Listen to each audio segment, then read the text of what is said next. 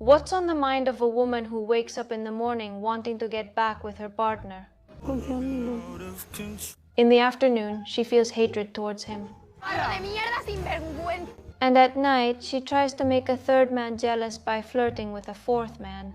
A woman who reacts very intensely to both good and bad things, and who needs to feel seen and chosen. Today we're going to analyze Claudia, without a doubt the contestant from Temptation Island who has caused the most buzz. Because she has a peculiar and very interesting personality from a psychological point of view, and many people, out of ignorance, might label her as fake, hypocritical, phony, even bad or manipulative. I can't understand you, man. As always, this is going to be a respectful and constructive analysis that doesn't aim to justify everything the person does, nor to judge or label her. The goal here is for us to learn psychology, for you to understand yourself better and to understand others better. And for us to see that people's behavior is not the result of chance or coincidence or just because they are that way. But rather, it is the result of how they have learned to survive, to relate to others, and to function in the world. Please stick around for this video and subscribe if you want to understand the world and improve your relationships. And if you're going to comment, always do so in a respectful and constructive way. Because we all make mistakes, we all have things to improve. And that's what psychology and these psychological analyses are for. Because it's going to be very hard to change if we don't first understand why we are the way we are. That being said, let's get on with the video. Let the show go on.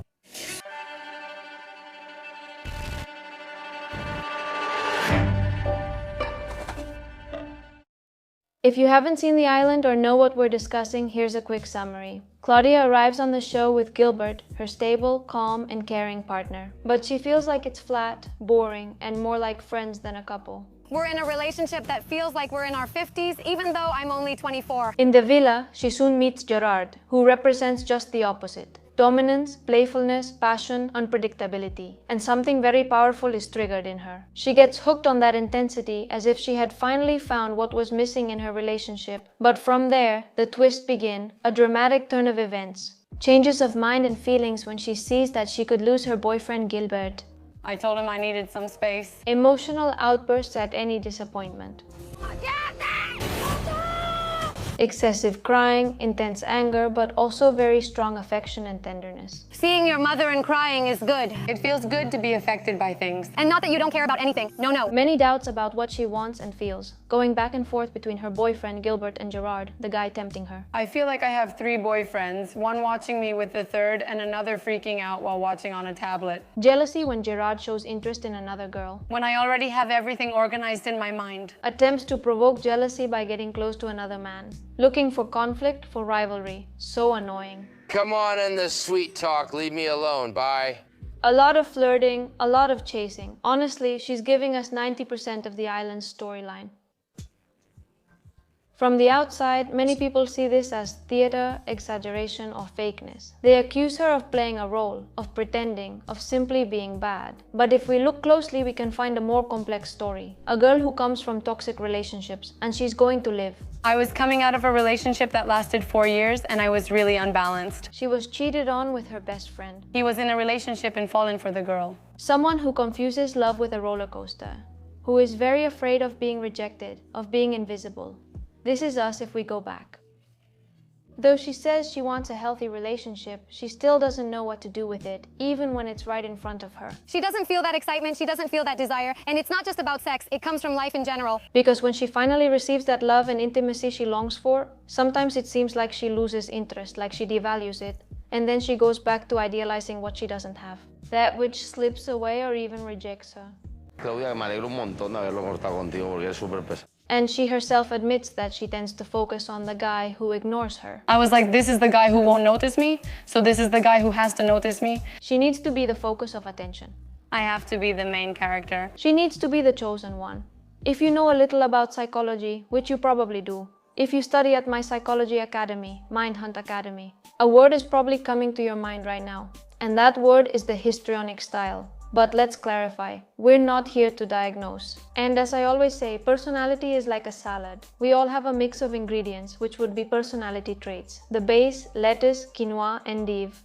That's the structure, the personality with those traits. Depending on which traits dominate, we identify different profiles. You don't have to have a personality disorder so that we can place a person in a certain profile. That's why it's always very important for us to differentiate and be specific. It's not the same to talk about narcissism or narcissistic traits as it is to talk about narcissistic personality disorder. It's not the same to discuss a dependent profile and dependent traits as it is to talk about dependent personality disorder. It's like saying you're a dancer because you dance a lot and you like to dance, or saying that you're a professional dancer. Okay, now that we've cleared that up, in this video, we're going to talk about and explain what the histrionic style or hysteria is. Even though originally they are different concepts, nowadays they are used almost as synonyms. I'm saying this in case you ever hear a professional say hysteria, hysterical, or histrionic. Don't get confused. We're referring to the same thing. Okay. When it comes to talking about the histrionic style, I want you to be clear about this. I'm not talking about a clinical label. I'm talking about a way of feeling and relating to others. Using labels in psychology is of little use. If we're just trying to label and categorize people, it doesn't make much sense. It only makes sense if we're trying to understand how the person works on the inside, what patterns they have, what marks they carry with them, what they've learned about love and connection, how they've learned to relate to others and present themselves to the world, what defense mechanisms they use to manage pain, which emotions are most dominant. I work within a model that aims to understand, not to label. With that clarified, let's see what a histrionic or hysterical style is. Or better yet, let's start by saying what it is not, because it's often misunderstood, judged, or even used as an insult. First of all, hysterical has popularly been used as an insult to label a woman as crazy or out of control. And it's not just limited to women. Nor is it synonymous with being crazy. In fact, if we put the different personality profiles on a map and the equator line represented the healthiest, the histrionic profile would be quite close to what is healthiest and preserved compared to other profiles. Second, being histrionic isn't simply about being dramatic or theatrical or seeking attention for no reason. What we see in their behavior usually reflects a very intense inner world. It's not that the person sits down and thinks, I'm going to deceive and manipulate deliberately just to get attention. What lies behind it is an overwhelming emotional style. It feels like there's a roller coaster inside me. And also a lot of fear of being invisible and not being loved, of being ignored, pushed aside. Third, a histrionic style is not narcissism. These are two profiles that are often confused, which is understandable because they have some elements in common. Both the histrionic and the narcissist need the attention and desire of others to sustain their self-image. They share that foundation of narcissistic fragility in their self-esteem and use relationships as a stage. Seduction, dramatization, the search to be special.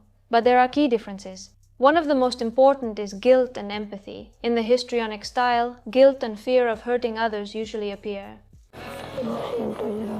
They can feel really bad when they see they've hurt someone. I feel bad because I know it's going to hurt them a lot. Although later they may express it in a confusing and dramatic way, because that emotional instability often leads them to change their minds in a superficial way. Because sometimes I wake up with one thought and end the day with another. On the other hand, in more pronounced narcissism, coldness prevails, along with devaluing others and using relationships in an instrumental way. The histrionic person doesn't try to use people. She wants to be relevant to them, seeks to capture their attention, to win them over. But nevertheless, because of her internal conflicts, when she finally gets the person, she somehow feels fear, rejection, or disinterest. We'll talk about this a bit more later. On the other hand, the histrionic person usually shows her vulnerability more. She cries, breaks down, feels guilty, although later she might mix that with anger and drama. In contrast, the narcissistic person protects that fragile part much more. She protects that facade more of perfection, of superiority, of I don't need you. The histrionic person has no problem admitting, I need you. I need you in my life. I don't love myself. I don't love myself. I don't love myself. I don't love myself. It's very hard for a narcissist to admit they've made a mistake or done something wrong. They're more likely to react by devaluing the other person or blaming someone else. On the other hand, the histrionic person can often go from feeling like they've done really well to realizing their mistake and breaking down and crying. When the histrionic person competes, they do it because they want to be chosen. They want to be relevant in the other person's mind. I'll finish by saying that I've always been someone who loved to be liked or to get attention. They are very afraid of being invisible, irrelevant, or rejected. The narcissist, on the other hand, competes to win, to feed their ego, to come out on top, to crush others, to feel superior. Going back to the example of Claudia, we often see that she feels empathy for her colleagues. The kinder part of me thinks, oh, poor thing. That's something that, for example, we haven't seen in other contestants in previous seasons. We see her cry and get emotional when a fellow contestant is suffering. She acknowledges her mistakes, admits her flaws, her so-called shortcomings. I've always told the truth. I don't like it, but I need you to listen because everyone must listen to me. And she's able to apologize when she realizes she's hurt someone. Maybe That's how I feel, and I'll do it more like that. it's true that sometimes she changes her mind later, but it's usually not calculated or manipulative, just a result of her emotional ups and downs. For these personalities, emotional instability and intensity can easily take over. I used to feel I could trust and be at ease, but today I suddenly can't, and I acted based on that feeling. When I feel the color blue, I think everything is blue, but suddenly a wave of green comes over me and I think everything is green. They're very quick and superficial changes of opinion and desires in the sense that they don't last long and have little depth or rational justification.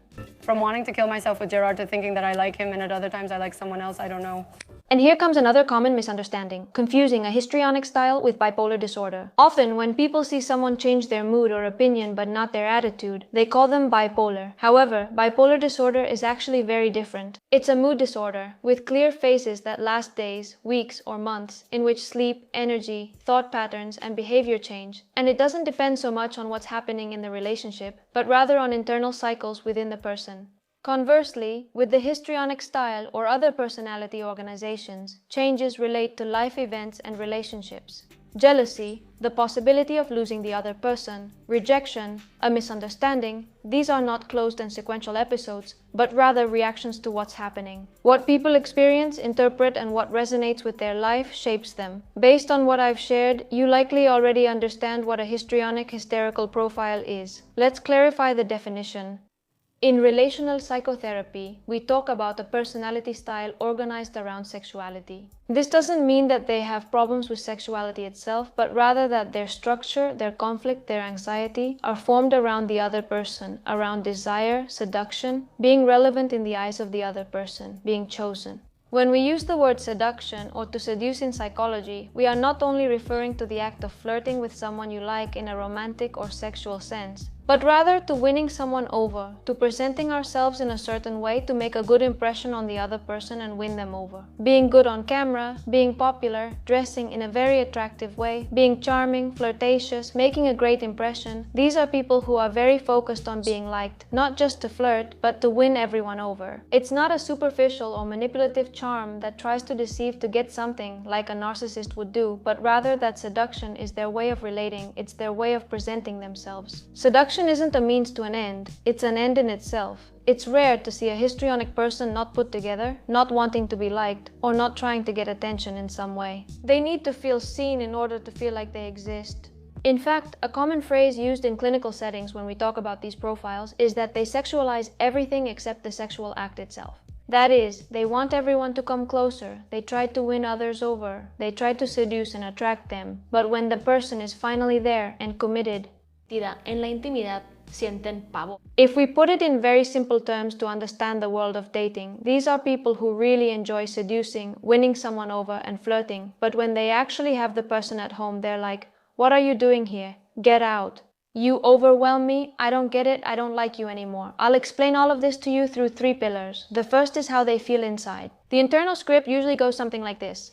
I need to feel special, desired, chosen, to feel like I have worth. But if someone loves me, commits to me, sees me up close, if there's intimacy, I get scared. What if they see my true self and reject me? What if this isn't what I wanted? What if I don't feel complete? What if suddenly I stop liking this person? So, they live in a constant tension between seeking a lot of closeness, a lot of intimacy, a lot of passion, and being afraid of intimacy, of being seen as they are, and of being left and rejected. It creates this feeling of, I get very close, but as soon as I have it, something in me wants to leave. That rejection, disappointment, or fear may appear. But what happens to the person is that they end up sabotaging what they supposedly long for, to be completely loved, accepted, and chosen by someone. Second pillar, what are their relationships like? They usually experience relationships like a roller coaster. Lots of highs, lots of lows. A lot of drama. When we start arguing like that, you don't know if we're going to kill each other or suddenly make out. There's a lot of seduction, a need to be liked, to get attention, to be the chosen one. And something very characteristic is that triangles usually form, meaning situations involving 3 people. The histrionic person looks for imaginary rivals to fight over the person they've idealized, falling into dynamics of feeling jealous or provoking jealousy in the other person. There are always third parties who, in one way or another, disrupt the story so that somehow it becomes a love that feels impossible, unattainable, and easy to idealize. There are other personality types that also form triangles, okay? It's important in psychology that when we talk about different elements or characteristics, most of them need to be present. Just because someone forms triangles doesn't mean it's histrionic. It can happen for other reasons, just like there can also be emotional instability in other personality types. But the thing is that impossible loves, the unattainable, the difficult, are what these personalities idealize. Because being in the struggle to get it, to reach it, to be chosen, is what really motivates them, not actually having it or experiencing it. Relationships often involve both friendship and mixed feelings. I want to be with you, but not this way. I don't like it. Change it. Whenever I share or request things or express my feelings, you do nothing. And when the person changes it, you're still not satisfied. You don't know what you want, you don't know how you feel. When you're in a healthy, stable, and predictable relationship, your mind says, this is fine. He's the best person I've ever been with in my life. This person loves and cares for me. I also think there were many things I needed to feel in the relationship that I never did. But your body thinks, this doesn't feel like love, something's missing, and what is that something? You need passion. Yes, exactly. Many times it's adrenaline, jealousy, uncertainty, a spark. Adrenaline? That phrase from Claudia, I need to feel like I'm dying if I lose you. I need to feel intensity? I need to feel that if I lose you. This is reinforced even more if the person has had chaotic relationship experiences, so they've learned and been conditioned to believe that love is like that. Their autopilot equates love with fights, chaos, breakups, getting back together, and suffering. So when someone calm and respectful like Gilbert appears, they unconsciously repeat the same old story. They look for fights, get close to someone else, provoke. For example, I talked to another guy. Well, maybe I need my partner to set some boundaries for me. they evaluate how much the other person cares, see what's the worst they can bring out in themselves, and see how long you'll stay. That's why self-sabotage is so common in these types of people. And they also suffer because they don't understand why they do what they do or why they feel the way they feel. No consigo entender qué me está pasando. This brings us to the third pillar, guilt, and what's called the letdown after success. Me with my boyfriend, those urges, all of that, and I never felt that way. It works like this. You really desire a person, a type of relationship, a specific scenario. You fight to get that, you become obsessed, you idealize it, you long for it. But when you finally get it, something inside you falls apart, switches off. You get bored, you get disappointed.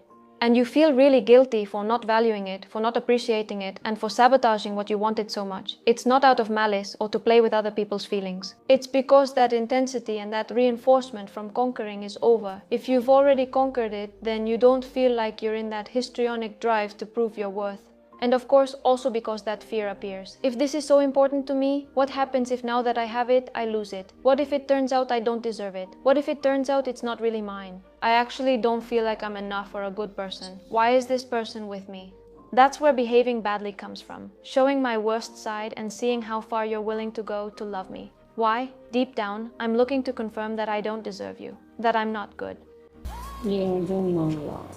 As you can see, at the core of the histrionic profile, there's a deep feeling of guilt. Most people with this relational style have a hard time. They feel guilty and confused, afraid of hurting others, yet don't understand why they keep repeating the same pattern. And the truth is that until this histrionic wound, this low self-esteem is healed, and this identity and this self-image built solely on being chosen by that idealized person, well, you'll always end up falling into the same thing.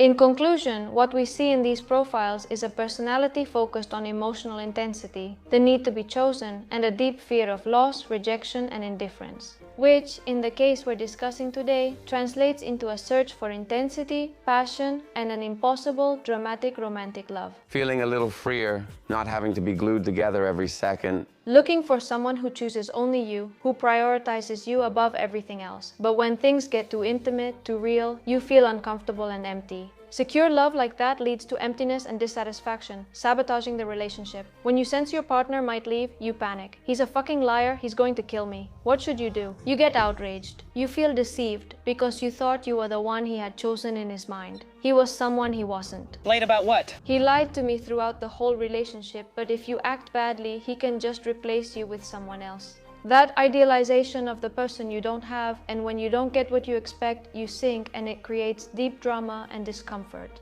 Alright, in Claudia's case, we can see this pattern happening constantly, both in how she presents herself, how she describes herself, how she reacts emotionally to what happens, and how she relates to others, especially with men. There are 3 key scenes and moments that many people may not have understood.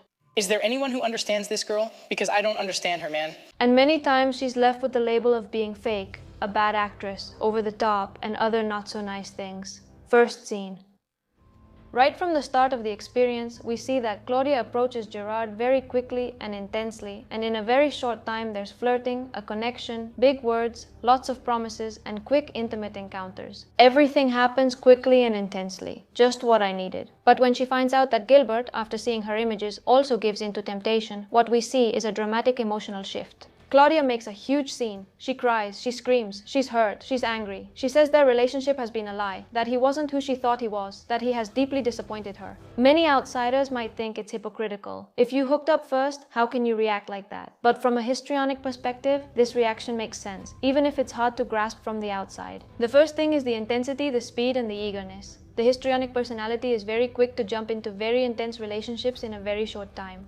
Going so fast and going all in like we did has worn me out. It's as if she needed the story to start in a Hollywood style, like in a movie, fast and intense. When Claudia gets attached to Gerard, she's not making a thoughtful calculation about why she's doing what she's doing. She's following that need to feel alive, desired, chosen. But she notices Gilbert, who had once chosen and prioritized her over others, is now crossing boundaries, and her status as his chosen one is beginning to fade. For a person with this style, it's not the same if I cheat on you as if you cheat on me. Her internal script could read like this: I can mess things up, I can have doubts, I can try things out, I can look for passion, but you have to stay there, waiting for me, showing me that you love me and that you choose me above all others, no matter what. When Gilbert also falls into temptation, it opens up a very deep histrionic wound. It's not about me behaving badly, it's about you not enduring the pain for me. And if you truly loved me, you would endure anything just to have me.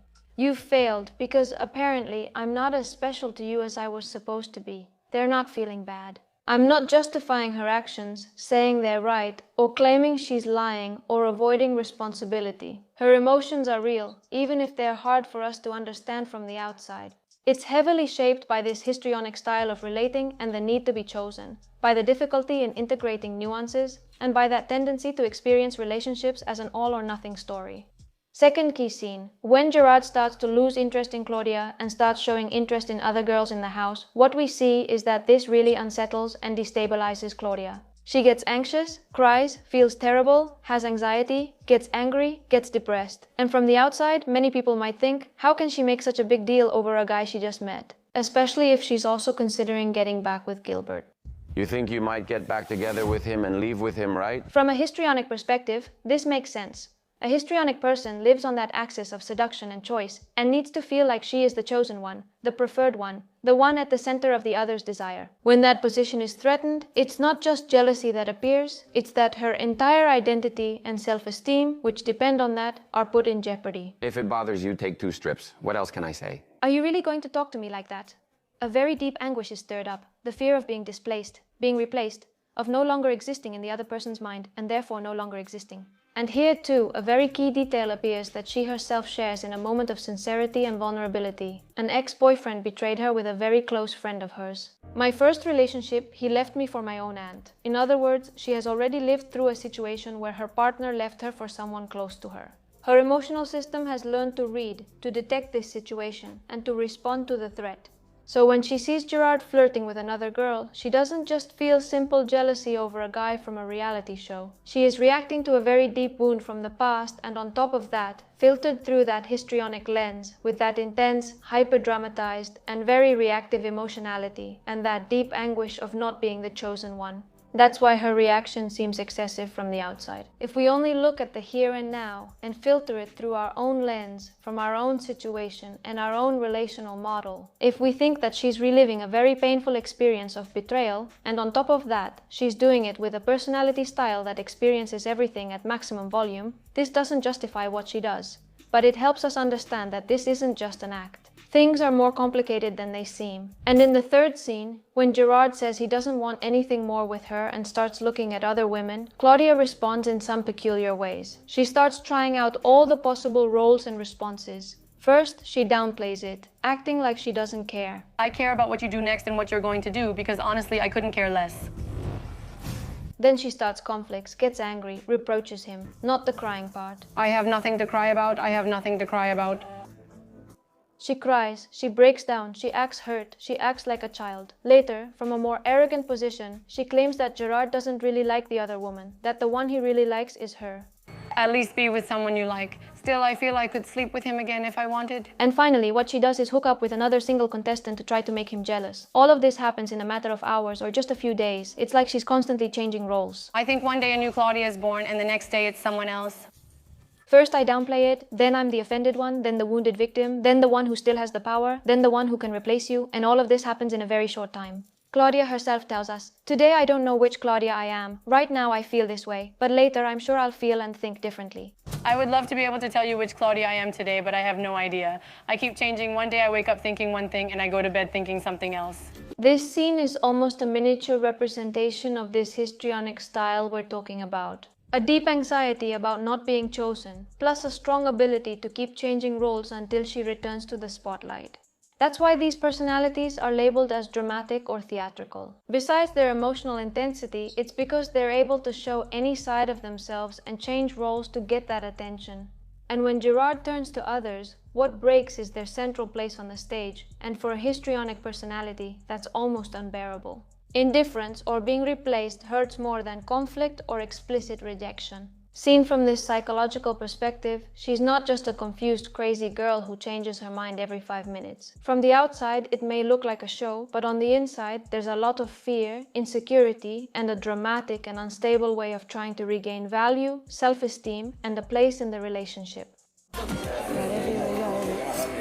Does this mean that everything Claudia does is right and justifiable? No. She has hurt Gilbert, she has hurt herself, she has used another guy, she hurts other people, and she acts irresponsibly. But reducing everything to she's fake, she's a bad woman, or she just likes drama, as I've read in some places, is just scratching the surface. Many people feel intense emotions, self-sabotage, and get into chaotic relationships without knowing why. And there's no need to diagnose it. You don't need to judge or label to see there's logic and suffering there. If all of this sounds familiar to you, because it's actually quite common, even though we might experience it to a greater or lesser extent, remember the salad with different amounts of each ingredient. If all of this sounds familiar to you, it would be good for you to start asking yourself, what have I learned that love is? What patterns am I always repeating? What do I need to feel seen and important in the eyes of others? What does my self-esteem and my worth depend on? How do I handle rejection, indifference? How do I feel when I finally have a secure relationship? How important is it for me to be the center, to be the chosen one? All of this can definitely be worked on. You are not doomed to live in reality show mode. And therapy is fundamental and a turning point in these cases. And if you're watching the show and you're just judging and thinking, what a drama queen, I invite you to look a little further, or at least add this disclaimer in your mind. I don't understand what she's doing. I don't agree. But maybe there's something more complex inside that I'm not seeing. That change in perspective already means a lot. Whatever your case may be, if you want to learn more about personality structures, about traits, and if you want to learn more about histrionic tendencies or hysteria, you should know that at Mindhunt Academy, our online psychology academy, we cover these topics in a much deeper and much more technical way. So if you want to sign up, I'll leave the website in the comments. You can also send us a WhatsApp to this number here or send me a private message on Instagram. Bye.